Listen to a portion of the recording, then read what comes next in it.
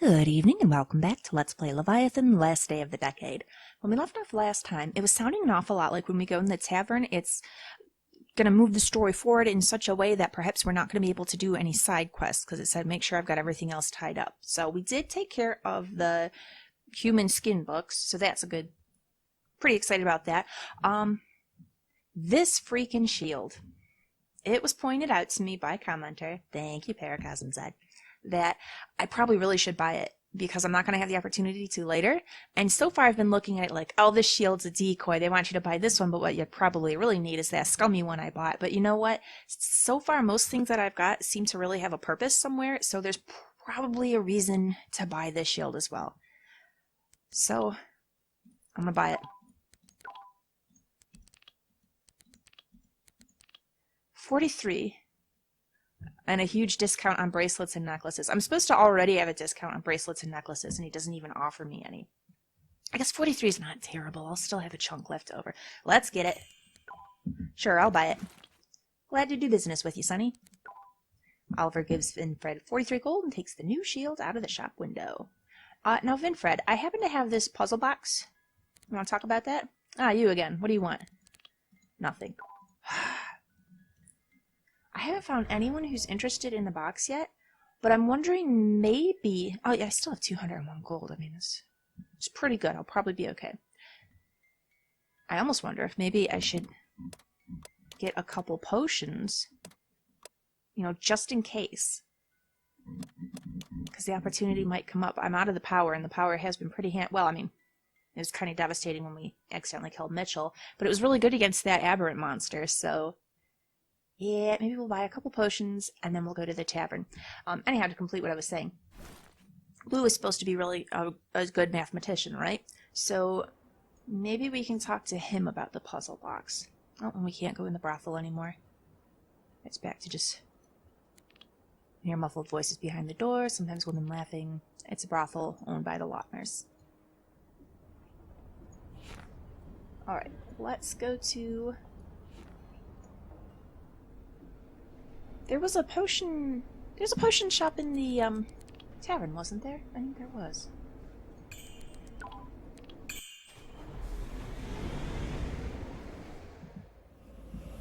I'm gonna go there because I'm cheap, and because they said the one at the academy was gonna start charging 18 for the intelligence, but the one in the tavern was still 14. And I know, it's only 4 gold difference. Is it really that important, Lavinia? Probably not, but I'm gonna do it anyhow. In we go! Alright, unfinished business. I think we're good. Let's just real quick call everybody. Ginny? Nope. Kale's already in there. We're not gonna hear anything from Father. Master Cortnix? Nope, guard's done with that. Dorina. Rustling and banging are heard in the receiver, and Winsome him in the background. No answer. This guy who got furious last time. So far the same. Yep.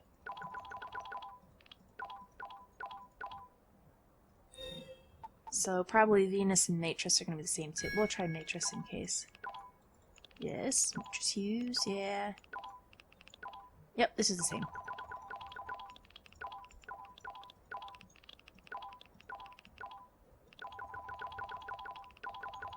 Okay, now, I do also want to examine that shield we bought. Oh, we can't inspect it.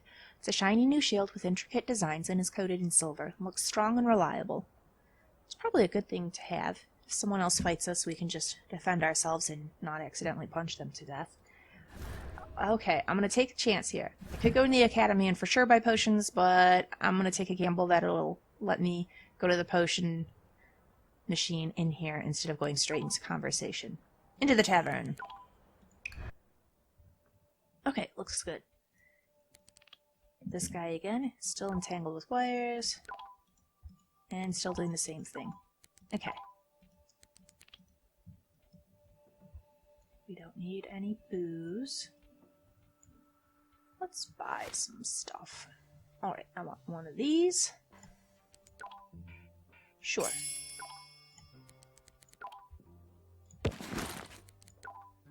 potion and an intelligence.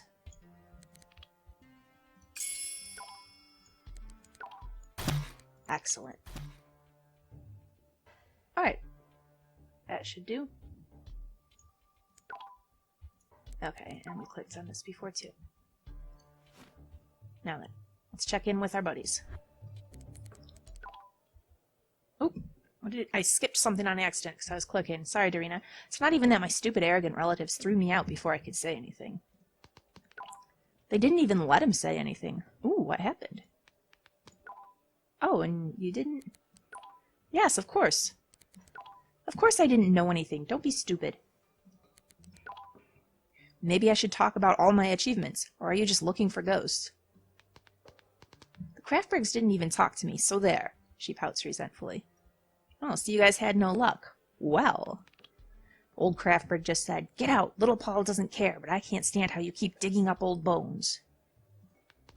Isn't that a stupid idea? What do you think, guys? If cute little Oliver doesn't find anything, then I'll be upset. Am I right, Kale? Cute little Oliver is already here. Empty-handed, right? Wrong. No, I found a photograph of Bertram Landmasser being hanged. So how about that? Julia takes the picture from Oliver's hands. At first glance, this looks like a suicide.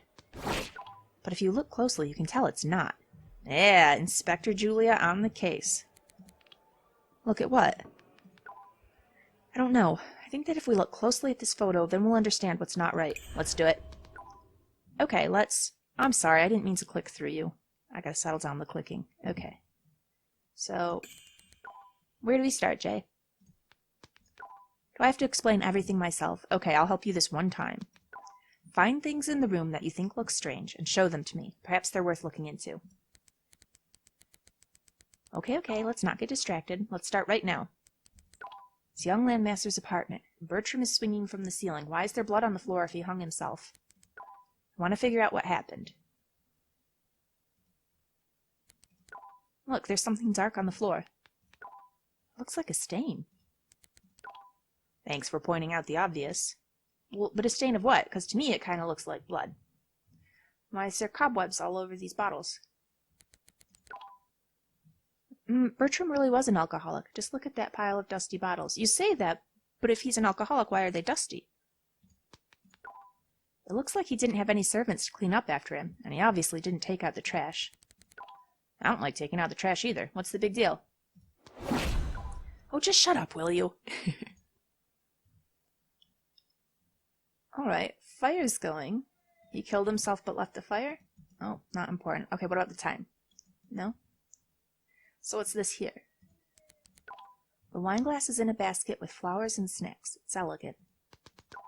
Don't be deceived by its elegance. It's no excuse for Bertram's drunkenness. Oh, good grief, the baby's crying. Alright, let's get back to it. And before anyone's wondering, no, I'm not playing games at the expense of taking care of the baby or anything. I wait until the kids go to sleep, and then I start playing. That's why it's always a good evening when I greet you. He's just got a cold, so he's not sleeping well. Alright. A glass of wine, but he didn't finish it. Everything makes sense. The obituary says that Bertram Landmasser hung himself while he was drunk. What else we got in here? It's a scarf that belonged to Bertram. What's this other glass of wine, though? It's Roth and Schadenberg's. Morning blue. It costs a fortune. She knows about this kind of thing. But it isn't worth anything now. It's ripped. Yeah, why is it ripped? And what's this other glass? There's another glass. Am I the only one who thinks it's strange that there are two wine glasses?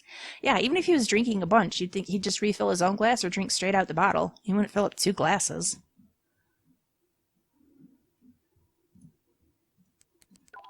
It's a small, short stool.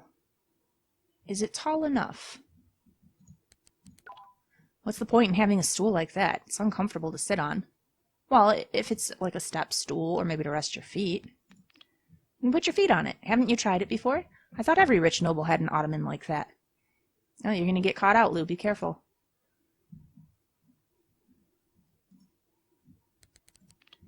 Bertram's body. Let's look at that later, Oliver. I heard that inspectors have a golden rule. They always look at the crime scene before examining the victim. Oh, you heard inspectors have this rule, huh, Julia? That helps them find evidence. Careful, Jay. You'll give yourself away. Do you see anything else? I don't. Let's talk about it. That's it? All right. If we assume that he was murdered, then we need to establish two facts. First, we need to prove that there was someone else in the room besides Bertram Landmasser. Well, we've got that other glass of wine. I think that's pretty compelling. Second, we need evidence that someone assisted Bertram when he died. Okay. Well, wine glass. Take a look at this. Here's one glass, and there's another. I believe that there's enough evidence to prove that at the time of Bertram's death, there was someone else in his apartment. Yes and no. What do you mean? If we assume that Bertram was drunk, then he obviously wasn't thinking clearly, and you can't make that conclusion. Okay, but it's... Okay, I suppose it's plausible he was drinking both glasses himself, but it's pretty unlikely. I personally think that he could have poured himself a glass of wine, and later forgetting about the first, poured another. Maybe. I'm not buying it. Look at that spot. Perhaps he was so drunk that he even poured wine on the floor. I don't think it's wine on the floor. Julia's right. 2 full glasses of wine doesn't prove anything. But what if we could prove that Bertram wasn't drunk when he died? What if he was... poisoned? Poisoned! Yeah, because the one glass is partially drunk, but the other's full. Jay, it's possible that Bertram was drugged. Someone could have brought a bottle that had poison in it, or was mixed with sleeping pills. We have no way to prove that, though. That's straight conjecture. After he was drugged, someone made it look like a suicide to throw inquirers off the trail. Wow, today's full of sweet stories. Yeah, I'm glad you're enjoying this, Lou. Dorina, can I have another talk? I think you've had enough cocktails. Ease up. No, you can't have another cocktail. Good. Whatever. Oliver, it's risky to make 3 assumptions at once. She's right. First, you assume someone came over. Second, you say Bertram is drugged. Third, you assume the hanging was staged. You cannot prove it all at once, so I'm not going to ask you to. First, try to prove that the wine was poisoned. Is she mocking me? For some reason, I'm sure the wine was poisoned. Well, maybe something... I'm thinking something to do with this is full and the other's not. Or it might be something with the basket. We're going to try that first. The glass on the cabinet is completely full. The glass on the table is also almost full. So he only drank a little bit for him to take him down, huh? And there's a stain on the floor. Doesn't it look awfully large to you? What are you getting at, Oliver? Let's say the wine was poisoned. Apparently, the murderer stood near the chest when Bertram was next to the table. Okay, and? No one touched the glass on the chest. The killer only sipped the wine, but he didn't swallow it because he knew it was poison. Bertram didn't know. He drank from his glass and dropped it on the floor. Apparently, the poison killed him quickly. Even you have to admit that Bertram couldn't hang himself if he's already dead. They would have found his body next to the fireplace. That means someone else was there. The killer hung Bertram, put the glass back on the table, and filled it up again. Oh, good thinking, Oliver. Wow. We impressed her. But how do you know that Bertram wasn't poisoned and just came home drunk and decided to hang himself? I don't think it's the case. How do you know he had guests, or that he didn't commit suicide? Julia's arguments are well-founded, but I still think that Bertram had a guest. I still think that Bertram had a guest over. You have the right to think whatever you want, but if you want me to believe you, you need to prove your hypothesis with evidence. Okay, what about that scarf? Let's go back to that. Maybe the scarf... No, the guest brought the poisoned wine over in this fancy bottle. Look at that basket carefully. Flowers, fruits, and wine. It's not just wine, Jay. It's a gift. A guest brought it. Not so fast. You forget that he could have gotten the gift from the brothel and brought it home with him. That's true. As far as I know, some public brothels give their clients gifts. How do you know so much about brothels? Well, I imagine you know a lot about it too, Serena. Your family owns them. So what if he knows a lot about them? If he frequents them? Oliver, you haven't answered me. What about the 2 glasses? Or do you think it's a coincidence? No, I don't think... Oh, sorry, that's Oliver talking. She can't think... She's not convinced, but I am by the glasses. I know, she's right. She's an inquirer, so she's got to prove things definitively. But to me, it's awfully suspicious. It's possible that it happened by chance, but I prefer to look for things that can't happen by chance. I know. Actually, I'm really admiring her now. When she seemed like just a ditz at first, it's kind of like, what is this girl's game? But now that we know, she's pretty sharp here. I like that. And she's forcing us. She's not allowing us to just make these wild guesses and assumptions about things. She's forcing us to think it through logically. I do quite like that.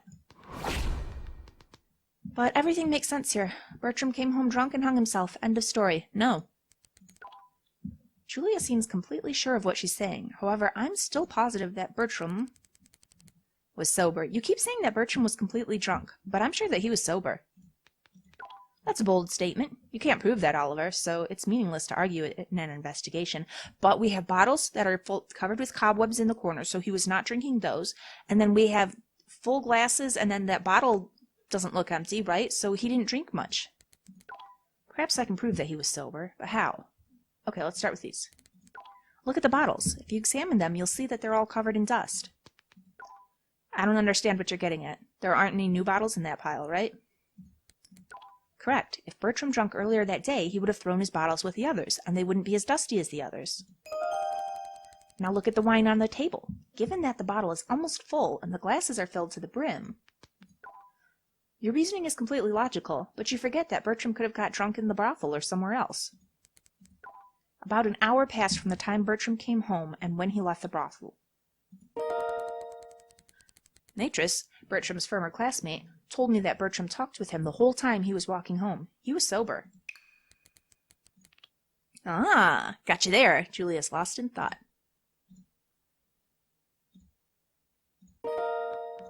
Okay, you convinced me. It looks like someone was indeed in his apartment, but can we say for certain that he murdered Bertram? Of course not. I'm glad you understand, Oliver, although I agree that it looks too strange for it to be a suicide. I left out one small detail that can explain everything. You did?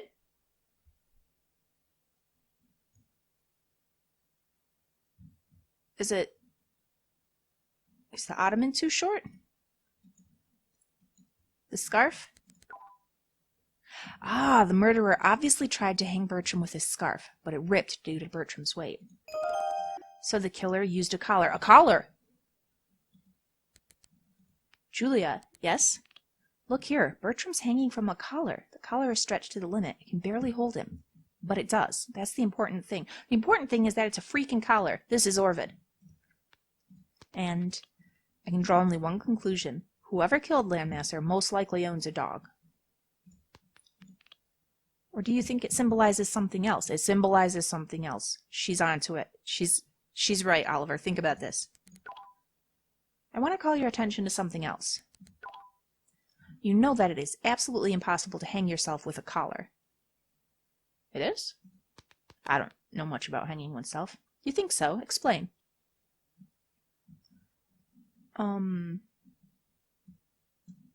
don't know.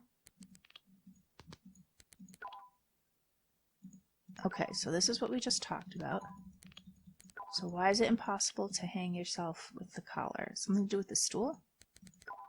The stool is too short. Just look at the photograph. Even if Bertram stood on it, he couldn't fasten the collar himself. Ah! However, the stool is just high enough for someone to hold the body and hang him underneath the beam itself. That proves that Bertram was not alone, and either he was dead or sleeping when he was hung. I have no objections. I think we've impressed her. I don't think that that will make her not want to follow through on Mitchel Raider's death and eventually nab us for that, but we've impressed her. You're a real detective, Bertram. That's for sure. Now that we've established the facts, we can reconstruct what happened. So, Bertram comes home late at night from the brothel. He's absolutely sober. He talks on his phone the whole way home. The killer was someone Bertram knew well. It was someone who met Landmasser at the entrance of his apartment, and he brought a gift. It was his rich patron. They entered the room and poured the wine. The wine that the guest brought was mixed with poison. Taking a sip, Bertram fell on the floor, spilling what was left in his glass. The killer took the glass, filled it with wine, and put it back on the table. After that, he took Bertram Landmasser's body and stood on the stool, trying to hang him with a scarf. However, the scarf ripped under the weight. So the killer took a collar, which for some reason he had with him, and hung Bertram Landmasser on the chandelier's hook. There we go. Bravo, Oliver. I'm so impressed. That's cool. I don't believe it. You could knock off the dumb act, Julia, but we probably shouldn't let you know that we're on to you, so keep it up, I guess. Yeah, Bertram, I would shake your hand, but I'm so drunk that I can't even stand up without falling over. Good job, Lou. Sometimes you amaze me, Oliver. Me too. Give me 5, buddy. Well, yeah, thanks, Kale. Guys, you've all helped me a lot, but none of this would have happened without Kale. Buddy? I'm probably a bad friend, Kale. All this time I paid little attention to you. I hardly called and wasn't interested in what you were going through. But you never forgot about me. You always looked out for me, Kale. You've been a great friend. Stop it, buddy. Oh, he deserves us to say something nice about him. He has been a really good friend. I trust him more than anybody else in this group. I feel bad, Kale. I feel bad for everything. You risked everything for me by taking that damn ring from the bureau. Oliver, why did you just say that in front of Julia? You've done more for me these last couple days than I've done for you my whole life. Thank you again. Yeah, Kale, good job. Oliver, I hope you're not mad at me for what I said to you two on the roof.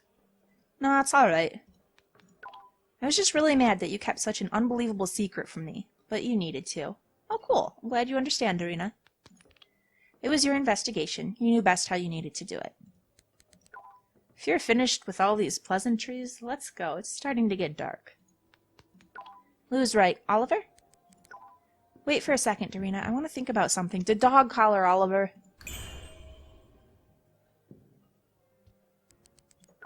Everything's getting scarier and more confusing by the moment. I know one thing for sure. Christian's secrets are around here somewhere, and I'll get to the bottom of it. The documents I found in the archive can only belong to one person. Christian is the only one from the Orvid family in the whole city. That's the only thing that connects him to the lost children from the noble families. It's only a matter of time before I find damning evidence. Okay, 1572. Bertram Landmasser hangs himself. They say that he killed himself and closed the case.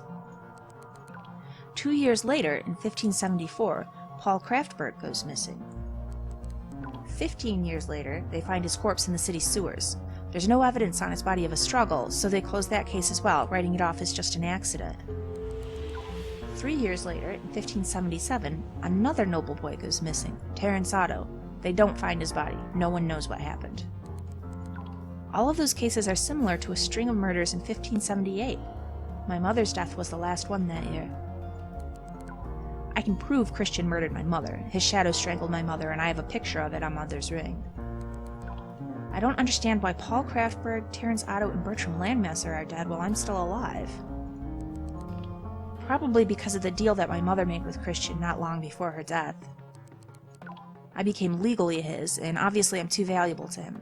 Maybe the deal was about something different, but all that doesn't matter now. What matters is my mother's murder looked like a sad coincidence. The death of those children are all similar because they were cruel and thought out. Oliver, are you going? No, no one is going anywhere. It's time to have a serious conversation. Oh, is she going to come clean? This is more important than the Mitchel Raider case, so she's going to let us know? What? Oh, Kale says, look at that suspicious face. He's like, really? She's going to admit she's an investigator? I had no idea that you were so smart. Unfortunately, it's your intelligence that puts you under suspicion. Yeah. What? What do you mean? Very cute, Oliver. Stop the stupid games. Oh, I see. I should have guessed you wouldn't come clean.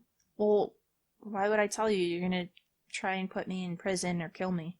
Execute me. In that case, it's time to play my hand. I am Julia Raider, Bureau Inquirer. Oh, I am investigating the case of my brother's death, Mitchel Raider. Crap. So she's not just into this because Oh man, bad enough when I thought she was just a bureau agent and that she was gonna remain dogged on the case because it's her job, but no, she is personally invested in this. Well, but if you're his brother, you know what a piece of crap he was. I didn't mean to kill him. Oh, this could go really badly. So she's Mitchell's sister? Oh shit. Yeah, exactly. That's why the bureau took up the case so quickly. Can anybody explain what's going on? Lou, you don't really have to worry. It does not concern you. That means that our new friend, like the bitch she is, was messing with our heads the whole day. Oh, Doreena's so pissed about this. I needed to go undercover. Paragraph 9 of the code states, an inquirer has the right to go undercover if the investigation requires it. Oh, so you were pretending to be a bird brain. Yes, she's actually very intelligent, Dorina. Paragraph 11 of the code states, an inquirer has the right to take on a different personality if the investigation requires it. I am acting in accordance with the law, Dorina Lautner. Let me remind you that I am investigating a noble's death. Unfortunately, there's a person in this room who has sabotaged my investigation from the very beginning. Look at her smiling about it. Oh, someone's messed up your investigation. Okay, so kind of me, but I'm afraid she's going to point the finger at Kale. Because he kept her documents. It's not gonna... Oh, boy. Kale Domian, stand up. No, don't take it out on Kale. Kale turns pale and jumps out of his seat. Kale Domian, what is your responsibility? Answer me. As an inquirer's assistant, Louder. As an inquirer's assistant, I should have helped you. Exactly. Don't punish Kale. Paragraph 74, Section 3. An inquirer's assistant is required to obey the inquirer and fully cooperate with him. But was he her assistant, or do the assistants have to support any inquirer? Paragraph 79. It is a crime punishable by law for a bureau official to fail to fulfill his primary duties. The level of punishment and guilt shall be determined by the seriousness of the offense. Let me remind you that this paragraph outlines a punishment of 7 to 10 years of imprisonment. Oh, come on. Julia. Quiet. Paragraph 112. A bureau officer found guilty of breaking the law may be punished up to 20 years. Paragraph 40. Conspiring with a criminal is punishable by imprisonment of 8 to 12 years. She's just piling it on. Paragraph 41. Complicity in concealing a crime, 6 to 8 years. Paragraph 49. Destruction of evidence, 3 to 7 years. 5 more years for stealing evidence regarding Sherry Bertram's case. Paragraph 55. But the Sherry Bertram case wouldn't have gotten anywhere if he hadn't stolen the evidence. I know, just because the outcome's good doesn't excuse the means. The ends doesn't justify the means, but still, it should... It's kind of important. Paragraph 116. Destruction of bureau documents, 6 to 10 years. Yeah, destruction was the totally wrong call, Kale. There is no possibility of amnesty if felonies are committed. In a best-case scenario, you'll spend 20 years behind bars. In a worst-case scenario, 42 years. No. Julia, don't do this. I beg you, don't. Please. Oh, Kale, I don't want you to go down on my account. Julia, have mercy. Oh, he's crying. Oh, come on. You got nothing to say, Dorina? Everyone's like, wow, this evening suddenly sucks. That's so sad. Kale Domian, in accordance with paragraph 3, in the name of the law, I'm putting you under arrest. Leave him? No! The measure of your guilt will be determined by an investigation. A court of law will determine your punishment. Unfortunately, the law does not punish people for being rude, so Dorina Lautner, you are free to go. And you, Lou Otto, may leave as well. You can go. But I would like you, Oliver Bertram, to stay and answer some questions. Stay here. Crap. We gotta try to make some kind of deal with her. We gotta hope she's corruptible. That's our only option at this point. Well, are you guys gonna go or are you gonna stay? Oh, and that's the end of episode 3. Oh, things are looking really bad. Alright, straight into episode 4, The Gift. Yeah, let's tackle this right now. Guard? Ah, crap. Miss Raider? Guard, put Kale Domian under arrest and take him to the bureau. I'll take care of him later. Yes, ma'am. Oliver! Oliver, I want you to know he's gonna spill his heart now because he thinks he's gonna go to prison forever. Quiet. Hey, let him say. Get him out. Julia gets up from the table. Come with me, Oliver Bertram. I've got some questions for you. I think I'm gonna try to just be flat out honest with her, if I can. Oh, is this your Inquirer outfit? Let's talk, Oliver. This looks like you're gonna torture me. Be honest, cooperate, and assist. This will be taken into account. From the very start of our acquaintance, I watched you carefully, remembering and writing down everything you said. If you were honest before, you'll have no problems with your testimony. However, if you lied to me, your lie will inevitably pop up, and I will arrest you. Let's move on to the questions. Okay, this is sounding an awful lot like the challenge is to remember everything I said to her before and stick to that story rather than tell her the truth. I kind of want to change tactics and tell her the truth, because she's smart and I feel like she's going to figure it out anyhow, but... well, we'll try it, and then if that fails, we'll just go again. Today, I asked you at the academy what happened to Mitchell. So, can you remind me of what you thought happened to him? I said I don't know, but he was killed. It seems he was murdered, so your suspicions make sense. Well, bites her lip, because that's not what I said before. There are things that don't make sense, Oliver. Why are you so sure? Recently, you told me you didn't know what had happened to him. My suspicions about you only grow stronger. Paragraph 64. Suspects in a murder can be detained by an inquirer until the investigation is complete. Guard? I get it. I'm at your mercy. Oh, failed. Okay, so yeah, I gotta try to bluff my way. Okay, so the first thing I said is, I don't know. I told you, I don't know what happened to him. Why are you nagging me? Bites her lip. Stop raising your voice. I will write down this. Previous testimony confirmed. The fate of M. Raider is unknown to O. Bertram.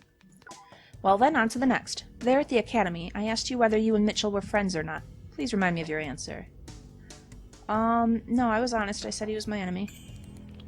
He always was my enemy, and I told you that. Julia thinks for a while. Sure, you told me that, but I had to check anyway. Our next conversation occurred at the ladder where Mitchell was probably killed. Do you remember it? Yeah, that was quite the conversation. I do. Then you should remember who you called the possible murderer. So, Mitchell was killed by a... student. It was probably one of the students. I think so. Julia thinks about Oliver's words. I think the same thing. He had many enemies at the academy, so students are the main suspects. Julia pauses and looks at Oliver reflectively. Your testimony puts both of us in troubled waters.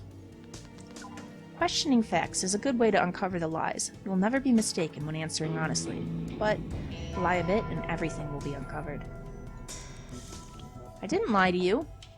Much. Yes, and this is the problem. I am not the one who conceals her real attitude to a person. Let me speak frankly. Your perfect testimony just proves your wiliness and intelligence, but not your innocence. Yeah, I know, but... However, there's one thing I can't just ignore. What? Common sense? Haha, not funny. Nope, I'm speaking about the facts. Can you remember the conversation at the ladder? I told you that the murderer had revealed himself more than expected. Yeah, there was the blood in the cracks. Of course I remember. I have ascertained a surefire way to shorten the list of suspects based on one important fact. The killer is connected to a demon. I mean, he has a personal demon that serves him. Yeah. The demon had to be some sort of small creature, like a resurrected dog, a harpy, chimera, or a vargwil. Yes, you told me the killer had a demon. Exactly. Considering this fact to be true, it turns out that you have a demon. I told you that. Well? Julia. Are above suspicion. Wait, what? What? But Edna! I've checked you, Oliver. Do you remember I asked you to hold my powder case for a while? Oh, yeah. I do. So what? To be honest, it was not a powder case, but just some sort of mechanism that is sensitive to aberrants. Oh, really? You have a sort of residual background, but this is probably because of your rare blood. You are Bertram. Wait, what? What does that mean? Why does being a Bertram give me residual aberrant energy? And why didn't it sense Edna? Edna, she's been acting different lately. We haven't seen her in a while either. So did we lose our link to Edna? But how? I mean, I guess it's fortuitous in this case, but... Is it something to do with the tree? Sounds like the mechanism hasn't recognized the demon. Something's wrong. It's time to have a conversation with Edna. Maybe... Wild hypothesizing here, but maybe the tree cut our link with Edna because she's an aberrant and it wants us to follow the path of good. It looks like my suspicions make no sense. Well, then who is it? It's not Kale. Great, can I go home? Sit. Not so fast, Oliver. No suspicions is not the same as not guilty. Kale, he told me everything. You're bluffing. You can't even imagine how much he told me. I'm just gonna listen to her. I don't buy it. Oliver listens to Julia. There's a small problem with you and Kale. To speak frankly, a big problem. What? A huge problem. A chasm where you will fall into soon. What do you mean? Paragraph 49, destruction of evidence. Don't you remember it? Yes, I do, and I told him not to do that. What are you talking about? How does destruction of evidence relate to me? Stop pretending to be stupid. I gave your friend those documents. He was supposed to take them to the Bureau, but he opted to destroy them. Oh, Kale. We should have just left them alone. We shouldn't even have tried. We should have just left him alone and turned him in. His initiative framed both of you, just as I planned. Yep. Yes, I put him to the test, and he failed. The documents were just copies, but Kale obviously didn't know about that. Damn, I wish I could have guessed it was just a trick. Your name was everywhere, on every page. It was a clear provocation, and I don't know how naive he must have been to believe it. Oh, stop. Who's this? I've seen this man before. Yeah, he was in the tavern. He was in the background. Exactly. He was sitting right behind Julia's back at the cafe. I want to speak to Oliver Bertram. He's wearing the same kind of coat as her, so this must be like the Inquisitor uniform. Oliver, we already met in absentia. Glad to finally meet you in person. I don't know who he is, but his voice sounds so familiar. I am Maitress Hughes, and you are the man who investigated the death of my friend Bertram. Yes! Okay, this is a ray of hope. Yes, we're responsible for Mitchell, but this is a guy who seems to outrank her, and he's friends with Bertram. He's really upset about the Bertram thing, and we've made some progress there, so perhaps he'll be willing to cut us some kind of deal. This is... Okay. This is good. Unfortunately, you're a suspect, so I need to ask you a few questions. Okay. Well, let's say... Whoops, that's not what I thought we were going to say. My guardian will rip your heads off, scumbags. Crap, I didn't want to say that. I thought it was going to be something like, well, I need to check with my guardian or something.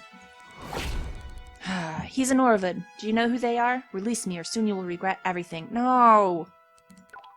Matris grins. Orvids. I hear that name day in and day out. Decide, young lad, between stroking the dog or beating it. There are no more options. But we could invite Mr. Orvid to tell him how his heir's plans got him thrown in jail. Oh no, wait. You've suddenly had a change of heart, Oliver. Sorry, I'm desperate. I bet you are. My colleague scared you to death with her story about document copies. Smooth move, Julia. Speaking of documents, Julia, come here for a minute. Your investigation is sort of a weak juggling with meaningless facts and surmises. You accused Oliver Bertram of murder. What is the basis? Let me know, please. I have facts? Fuck your facts. Forget about them. Basically, you have nothing except your inklings and pseudo-perfectionist logic. Are you trying to teach me how to investigate? Yes, I am. I am trying. And I will until you stop acting like a fool. I thought she was doing actually really good, Matris, but I'm not going to question it because this seems like it's going to work out good for us. Matris doesn't even look at her. It seems like he plays a much more significant role in the Bureau than Julia does. You need evidence to accuse a person of a crime, something that can prove the guilt unambiguously. Do you have any evidence? No evidence to accuse him at all. Ironically, the only real clue you have proves his innocence. Julia? What? Leave us, right now. Read the Inquirer's Codex. I hope you'll find it useful and interesting. It seems you've never seen it before. Oh, Julia. I feel kind of bad that she's getting a dressing down about this, because actually her instincts were completely right, but... Why are you still here? Go. I will interrogate Oliver personally. Julia leaves the room. Okay, but I have a good feeling about this, because I think he's more concerned about Bertram Landmasser than he is about this. I hope I don't need to explain what a pain in the ass you've just gotten rid of. Yeah, I know, she was going to be a big problem. So, how about some sincere gratitude for my help? Yeah, sure, thanks a lot, Mr. Hughes. Gratitude is just a term. How about 600 gold, Oliver? I don't have that much. I don't have that much money. My pride usually forces me to keep the price, but there will be an exception for you, Mr. Bertram. 500 gold, and you might be free. No, we're gonna call his bluff. I don't have any money. Matris frowns. Well, I have some money, but I'm not gonna give it to you. You've lost the golden key. Think about it if you want. Soon you'll have enough time to think. No, wait. Julia will visit you tomorrow, Mr. Bertram. She needs a few hours to revise the case and find a way to prove your guilt. Have a nice day. Oh, everything's going terribly. Greedy bastard.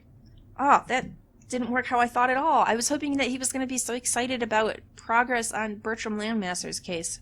Nope, he just wants to blackmail me. It's a pity that Christian has no phone, so I can't call him. Really? He doesn't have a phone? That seems weird. Everyone has a phone. He hates phone calls. Okay, well that I can understand. I hate phone calls as well. But I still have a phone, because sometimes it's necessary. I need to look around. Master! Oh, Edna! Where you been? Oliver, sweetie, there you are. Yeah, I'm in freaking prison. Edna, they accused me of Mitchell's murder. Haha, sweetie. I knew it was gonna happen. Soon you'll be famous. All those miserable folks will tremble before your eyes. No, soon they're gonna, like, execute me. This is not gonna work out how you're thinking, Edna. Edna! What fame are you talking about? I don't want to be known as a killer. And soon everything will get even worse. Worse than I ever imagined. If they prove my guilt, I'll remain in jail forever. Yeah, and that won't be much fun for you, will it? Ooh. What bitter taste fame has. The best things in life come at a grave cost. Brace yourself, my sweetie. I'll try to find a way. And soon you will be free. Believe me, my sweet cake. All right. And she's gone before I can even answer her. She's got entirely too much independence lately. There's something going on with her. Alright, but I'm going to go ahead and wind the episode down here. Please like and subscribe if you've enjoyed this. Come back next time. We'll explore our cell here. We got to find a way to get ourself out. And we've got to get Kale out. And then we've still got the case against... We've still got to figure out what's going on with Christian and... The dog collar thing's really bothering me, because obviously, the dog collar, and then the collar that Bertram was strangled with, it's gotta be Christian. But, I guess more important things at the moment. Gotta get ourselves out of jail.